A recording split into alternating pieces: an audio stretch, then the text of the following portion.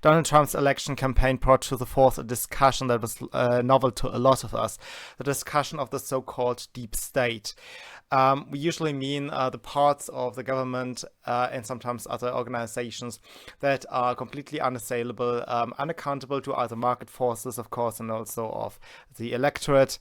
And that just stays there, grows in numbers and also grows in its powers, in its might. And usually when we talk it in the context of the United States, we speak about the military-industrial complex, because the United States are the best functioning democracy out there, and there is a definition of what is the state and what isn't, and the function of a democracy is to set limits to the state. So the deep state is therefore defined as usually part of the administration that seem to be unassailable to the wishes of anybody outside. In Europe, particularly here in Germany, the deep state takes a very different form, and this has to do with our neglect of guarding our government and setting limits to its powers. So I want to discuss today an open letter of 120 organizations to our family ministry because they want more money. Previously, it was decided that these organizations, NGOs, non-government organizations, receive 115 million euros from the taxpayer to be non-government organizations. And this number is supposed to go up to 200 million euros. And still, of course, this is not enough for these NGOs, and they want more. And a look into their letter and also into their connections reveals a bit about the nature of the deep state here, which is essentially very different from what you see in the United States. So I will go with you through the letter and speak about the details, give you an insight and overview of what is going on here and why it is probably so hard to actually remove the strong man in this country, to change the overall landscape, as it would be okay in a democracy. As Karl Popper has defined, a democracy is superior to all other systems out there because you can remove bad people without spilling blood. The number of these pseudo-governmental or non-governmental organizations that are in the pockets of the government gives a very dire perspective on how likely it is that these people can actually be removed peacefully without them becoming violent. So let's see. They start with, in the last 20 years, civil society achieved a lot in the fight against right-wing extremism, group-related anti-human hostility, and other anti-democratic ideologies and practices. Now I want to highlight that there is this word civil society. That seems to be very different from what you in America would suspect, or what NGOs would indicate. You would expect that civil society is something that has nothing to do with the state, not something that is asking for funds from the state. But here we are talking about groups that identify as non-state actors, but are actually effectively funded by the state and are dependent on the state, would never act against the interests of the state. And they are fighting, of course, the conservatives, or as they call it, right-wing extremists, but they mean more than just extremists, of course. And they have also built up an enemy, a phantom that is required for them to perpetuate their funding. And that is, there are people out there that supposedly are against human beings themselves as such, not just cruel to animals and cruel to plants, and also the planet, if you ask Greta Thunberg, but also, people that hate human beings as such, so evil that they do not even shy away from hating mankind. And of course, anti-democratic, supposedly, and so on. So we have a big enemy. This is also sometimes spilling over to the United States and Great Britain, that we have these phantom enemies. They are very usual in less democratic countries, be it the big Satan or be it patriarchy. This is something that's spilled already over. Then there is the capitalism. Karl Marx was a German. And capitalism is basically a smear word for everything you don't like. Whatever you don't like in your life right now is capitalism. And therefore this demon, this very unclear phantom, must be fought, and all means must be aggregated in the hands of those who promise to do that. In America or in Great Britain, where there is more transparency, you have fewer of these demons, but of course these ideologies spill over into the free world.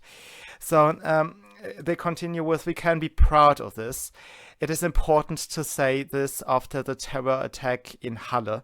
We know how dangerous it is and what challenges lie ahead of us. The first sentence is very interesting for the matter that the left claims not to have pride, but also they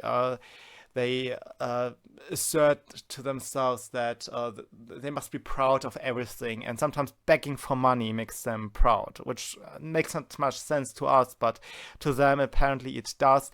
I have made a video about the wave and how totalitarian movements work in general, and also I feature there Greta Thunberg, who spoke also about how proud she is for merely prodding out some children in the streets, as if that was an accomplishment. So the left is proud, but never ever admits to be proud. And it is important to say this, after the terror attack in Halle is of course an exploitation of the terror attack on Yom Kippur. We know how dangerous it is and what challenges lie ahead of us. So apparently these pseudo non-governmental organizations are the victims of the Yom Kippur terror attack, not the Jews. And this is also a pattern that you will recognize again and again. Jews have become the victims, but those who demand more shelter, more protection are people who have not been attacked at all, you know. We know it because we've gained a lot of experience over time, and they mean experience with a hate, apparently. But very soon you will see that they kind of feel they have an expertism in the field of being anti-racist, whatever. So they have gained this experience, and always when the events are massively discussed in public cause of the horrors, we are present with our experience. So it's like experience on the job. They have accrued something of value. I don't see what, but they claim. Politics, administration, and media need it urgently then. Yep. And because media and politics need them so urgently, it is the reason why they are funded by these very people. They always appear on these talk shows and on documentaries sometimes to say something the media people want to say anyway. They are then the experts that are unassailable, whose opinions are presented as if they were facts set in stone. That's also why they use the word science so often. Their stuff is science. It's set in stone. You cannot question it. True science, and I'm back at Karl Popper and his writing, which is actually very very sharp. Was of the logical opinion that science is by definition falsifiable, that you have actually a right, and it is a sign of a good scientist to question the findings of the day and come up with something more accurate. We are glad about this, even though we work under precious conditions. So they are glad of being that crucial parcel in the media politics framework. But of course they complain about the low salaries. People say that they actually are just welfare recipients who do not work anyway, and that they are better off than other people on the dole, but they do not contribute to society. And I think this is an important factor you have to remember if you think of removing them from their positions. In German, we don't have a word for work, or let's say, no, we have an extra word for work that actually just means being made active, okay? That's called Beschäftigung. Beschäftigung is that you leave the house in the morning, drive to a place somewhere else, and then you stay there for 8 hours and then you go back, okay? Work would be if you were productive in that office or building lot or wherever you have gone. But Beschäftigung just means that you could be productive there, but also you could just be hired by the government to do something. And we have a hell load of subsidized businesses that would not sustain themselves on their own. They are basically just welfare recipients strutting around as if they were the masters of the universe, as if they were really productive. And this is ultimately eating up our entire economy. If you work in Germany, you will find that you cannot bypass all these pseudo-productive organizations anymore. Almost everybody is somewhat on the state funds. They are either subsidized by the state or they work for a client that is completely subsidized by the state or whatever. There are 100 ways that you are dependent from the state. There is hardly any real free economy left. That's the situation we are having. We are still living off the accomplishments of the past. You know, a few years of Wirtschaftswunder, and after that, this is all squandered, and we are living in a huge welfare state and a pseudo-welfare state where people pretend to work, but they are just in Beschäftigung. They continue with, at the same time, we are confused that so many state funds go into the administration, and that while it is often less competent, less informed, and less quickly able to react to the set of problems. So here we have some infighting. These NGOs, they present themselves as free market forces of sorts, and think that the money should not go to the entities that are directly a matter of the state, like a bureaucracy, and instead they want to see the funds channeled to them, so that they can take on all this education and blah blah that the bureaucrats want to do themselves. It is just a matter of legalese classification and much less so of actual separation of state versus private actors, because we in Germany fail to set limits to the state, which is the definition of a democracy. The central function of civil society was always to stand up for the prosperation of rights and against discrimination against those who are not yet or not yet completely respected in the laws and in society. This is an astonishing sentence. Civil society is a very interesting word. Whenever there is a protest, like the Greta Thunberg marches, there are many more of these kind of activities in Germany. We see actually power holding organizations like the churches, the trade unions, big corporations, state actors, prodding out a lot of their staff actually to carry banners, and they claim that this is grassroots, but this is astroturfing, right? So we have astroturfing, and civil society is usually then understood, and it has come to be understood as the number of organizations that are already in power but claim to be the ordinary man. And these people do not even realize that this is obviously their own deceit. So they are so dumb to actually reference themselves as the civil society asking the government for funds, okay? And the purpose of the civil society, of the non-state actor, so of us, of everybody, of the citizenry, is the prosperation of rights, so that everybody makes use of his rights. Actually, that is not what you and I would understand as the rights. Like, getting people learn how to shoot a gun, or letting people exercise their freedom of speech, this kind of stuff, encouraging people to make use of their very own rights. This is not what they really mean. They mean, of course, left-wing definition of rights, which is get gay people to marry and have abortions. That's what the left understands as rights, and it is obviously the function of a civil society to advance these supposed rights. And also they are against discrimination, of course, and they stand up for people who are not respected in the laws and also in society. So civil society's job is to do something for people that are not respected in civil society. That's really weird, Are they up there to, stand up for murderers or rapists? No, no, they are at least not that blunt, but they are trying to stand up for immigrants, apparently. I think this is what you can read out of this. Not yet a part of the society, or not yet respected in the laws and in society.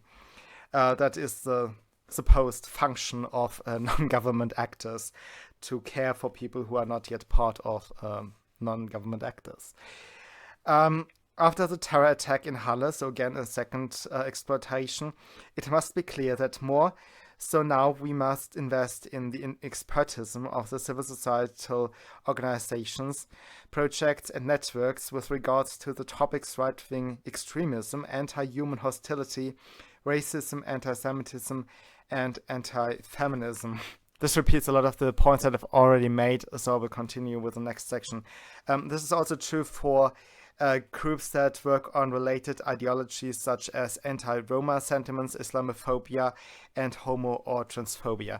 So here you see the clear-cut expansion of exploitation. You see that with the anti-fascism stuff again and again and again. Usually you would go for the protection of the Jews, and when it comes to the general approach, it would be the Jews, the homosexual, and the anti-Roma groups that are the primary concern of those who actually fight against fascism. But then it's being expanded to other groups that have absolutely nothing to do with the Nazi persecution, like Muslims. They have not been persecuted by the Nazis, or not in substantial numbers. Of course, you can also say that everybody was basically persecuted by the Nazis. Also Gentile Germans who spoke up against them, people who had disabilities, and so on and so on. We are all mortals, and sooner or later we all could have become a victim of the Nazi regime because they were so aggressive. But they try to expand that from the core groups to basically everybody they want to advance at a given point in time. And this is very often very dishonest. They continue with, we believe the current structures of the new government program is wrong and inappropriate for the situation. We need more civil society, more engagement, more competence, more transfer of experience, more encouragement for minority groups, not less. Never was the number and quality of projects so big. Never was the demand so big. We cannot understand why the program chooses a way which is no longer leading to partnership and equal mutual respect, to exchange and discussion, to investment in innovations. So here we have a lot of obfuscation, because basically everything in German government is about obfuscation. And okay, they actually get more money, but they complain that it's not enough money. And this is then somewhat destroying the equal. I don't even know how to translate that correctly. The original German says at Augenhöhe. That means to be on par, to see eye to eye with the person you talk to. It means there is no hierarchy. Well, if you're begging for funds, there is an obvious hierarchy. And, if you want more funds, or if you are disappointed with the level of funds, you are never talking from a, equality level to your potential donors. And there is no partnership in begging. This is all. There is no dignity in socialism. There is absolutely no dignity. These people do not even know what it means to be separate from the government. They all rely on government handouts.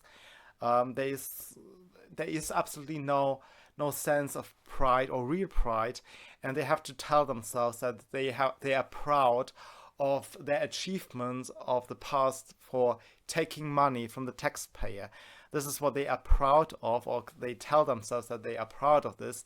And then they talk about being on equal with those they beg for money. And they also complain about the poor working conditions, how little they are paid.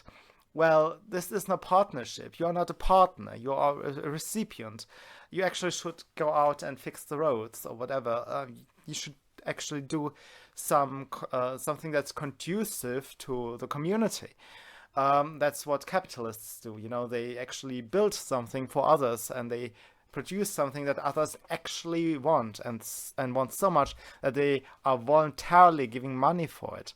But there is no dignity, no pride in socialism. And they also don't understand the word investment and innovation. Spending money or begging the government to spend money is never an investment. An investment is when you can expect that you have a profit out of something. The left hates the word profit because they want to erase your natural understanding of the world. That if you invest something, you want a return, you want something back, you have a reason for doing what you are doing. Reason and logic are the main enemies of socialists. So you have to fight the very idea that people do something to get something back, and it is not selfish, it is just logical that you do something for a purpose. The word purpose is already, I think, the main enemy of the socialists. We are disturbed by the distribution of funds, and here they mean again the administration versus the pseudo NGOs. We appreciate the work of the local communities, but we see limits and unanswered questions. What is with the communities that have already a strong right-wing extremist presence in society, local politics, and the communities? What happens with communities that don't care much about local civil society, but will use the federal funds for other purposes? Still, the work of many local partnerships for democracy, which is co-funded by the federal government, is very good and helpful. We want to emphasize that. Again, socialists are fighting local government, and what I find interesting here, outside of that ambition to actually streamline the power into the hand of a few on the federal level, is that they are very obviously against freedom of choice. The communities are to give the money to organizations like them. They are not free to give it to something else, like improve their schools, for example, or do something that has a meaning, gets a return out of their activity. That's not what they want. They want the money through the federal government, and their objection to local governments deciding on their own resembles the objections that the socialists always have against freedom. There is an interesting comment that Maggie Thatcher made about socialism and freedom that I will run for you right now. Imagine a Labour canvasser talking on the doorstep to those East German families when they settled in on freedom's side of the wall. You want to keep more of the money you earn? I'm afraid that's very selfish. We shall want to tax that away. You want to own shares in your firm? We can't have that. The state has to own your firm. You want to choose where to send your children to school? That's very divisive.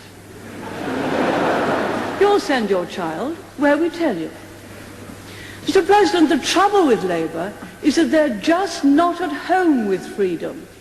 Socialists don't like ordinary people choosing, for they might not choose socialism. However, if the funds are to be distributed in the way that it is currently foreseen, then additional funds will be needed for the projects and networks which also operate locally or nationally, but which also work on the topics. To pitting both against each other damages the purpose of the entire federal program. I'm sorry, I have to explain.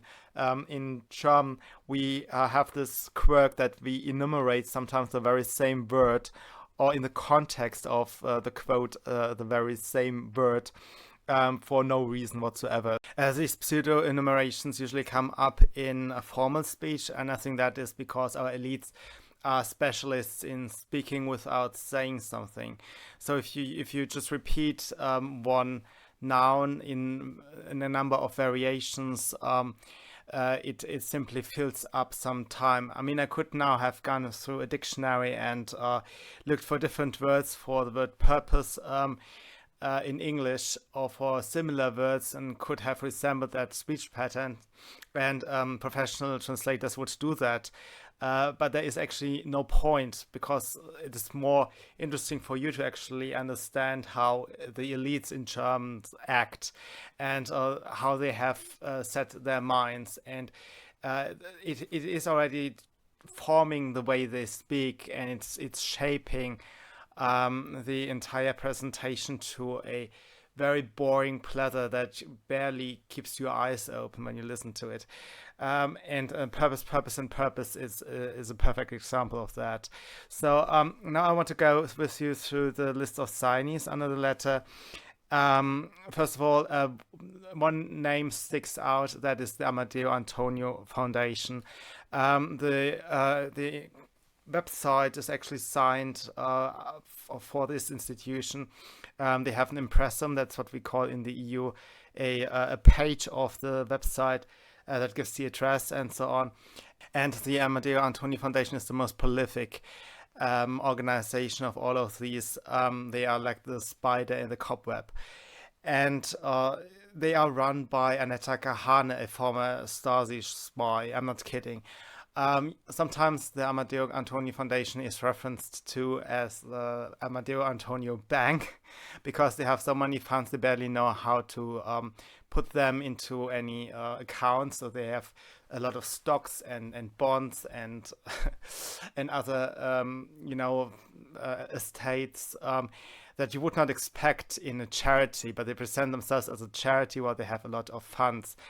There is a blog that gives a lot of insights into the nitty-gritty of these NGOs and their connections, and that does also come back again and again to the Amadeo Antonio Foundation, and it is called Die Hassrede, which I will link below. If you have no time, and nobody is there, it's just so big, nobody has the time, but if you have little time, but you are well versed in German and you're interested in finding out what NGO or pseudo charity has connections to what others, then you can read a text about it every week or so on this blog, Die Hassrede.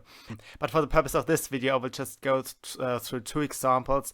They are randomly chosen, and yes, the first entry in the signee list already reads Polish agitation, and that's not a German word or something. That is actually the Polish for Polish agitation. I could really pick any, but I just opened the websites of two so that you have an idea of what we are talking about and how big this monster actually is. So the first is the Anwohnerinitiative für Zivilcourage, which translates to the homeowners, tenants initiative for civil courage, so, or the dwellers, or whatever you want to call it, initiative for civil courage. And the first thing that I saw on that website was again a reference to the Amadeo Antonio Foundation. So this comes all in one circle. The next one that I picked up randomly was Move Global. There are two entries that are basically the same government entity behind it, the Bundesministerium für wirtschaftliche Zusammenarbeit und Entwicklung, which translates to the Federal Ministry for Economic Cooperation and Development. One of our, I don't know, I think there are two, but there could be more, foreign aid ministries. And they are also behind the so-called Förderprogramm Entwicklungspolitischer Bildung, the state fund developmental education, developmental politics education. Oh my goodness.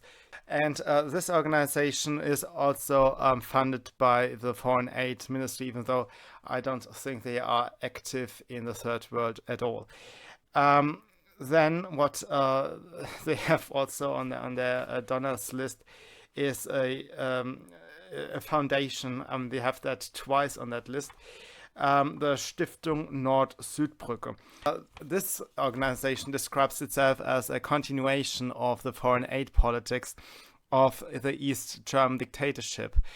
They say it was their shared goal they say the shared goal was the reunification of both German states should not work to the detriment of the third world. So what this group is, they have assembled all these people, all these different foreign aid groups of the East German dictatorship, and figured out how they can keep the funds. And just like the Amadeo Antonio Foundation, they have still a huge funding. And how they keep that money flushing into these places. Of course, the East German dictatorship and the Soviets already pushed money into Africa, into Asia, for political purposes, and it was just a continuation of these very projects, just under a different roof. So this is all important because what you see here is that Germany is spilling taxpayer money into so-called NGOs, and what I wanted to show you with this list is that they are cross-funding each other all the time, and they do not even have. None of these examples that I've just picked randomly do even reference the Family Ministry, and it is impossible to say where it ends up. And many people suspect that Antifa and people like them are actually receiving that funds. Before Angela Merkel came to power, Antifa was a domestic terror organization. Now they are in the US, they are in Australia, they are in New Zealand, they are all over the world. And this has something to do with this democracy project, as they call it, Demokratieleben, live democracy of the Family Ministry and its predecessors. The taxpayer is funding some organizations that shift the money around to ends that you have no control over anymore. And it is a maze that nobody actually can look through. In a sense, we are what Pakistan is and what Iran is, but of course do not admit. We are a sponsor of terrorism. It is a low-level terrorism. We don't have the car bombs and so on from Antifa so far. But you have seen the incidents in Berkeley and other places. These people are actually violent, and they are funded by us, the taxpayer. This is also important if you consider that the Soviet Union actually did put a lot of money into cultural projects in West Germany at the time, and also into America. And it would be interesting to see how many state actors are actually funding stuff that is going on in the United States. I just mentioned two examples that if you are interested in this of activities you may wish to research, because it's not my main topic, but it is an interesting matter. One is Woodstock. That was a music festival that very much helped the communist ideology and the Viet Cong to advance. And the organizers were unknown before, and it is really hard to say how they could find each other, how it was, organized, who had the funds, the money. There was probably a state actor involved in this.